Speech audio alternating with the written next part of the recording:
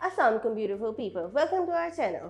आज हम बात करेंगे कुछ नेचुरल रेमेडीज़ की जिससे आप अपने एक्ने रिमूव कर सकते हैं और अपनी स्किन को ग्लो दे सकते हैं। इससे पहले हम रेमेडीज़ में जाएं, इसका रूट कॉज जानना जरूरी है ताकि हम इसको ख़त्म कर सकें।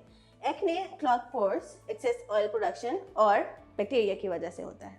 चलिए इसकी नेचुरल रेमेडीज़ की तरफ चलते हैं। नंबर 1, शहद और दालचीनी को मिक्स करके उसका पेस्ट बनाएं, 15 मिनट के लिए अपने मुंह पे लगाएं और नीम गर्म पानी से वॉश करें। Number 2, baking soda. Baking soda और पानी का पेस्ट बनाएं और जहाँ पे एक्ने है वहाँ पे अप्लाई करें और कुछ देर बाद उसे वॉश करें। बेकिंग सोडा आपको एक्सफोलिएट और पोर्स को ओपन करने में मदद करता है। Number 3, lemon juice. एक कॉटन बॉल लें, उसको लेमन जूस में डुबोएं और अपनी एक्ने पर अप्लाई करें।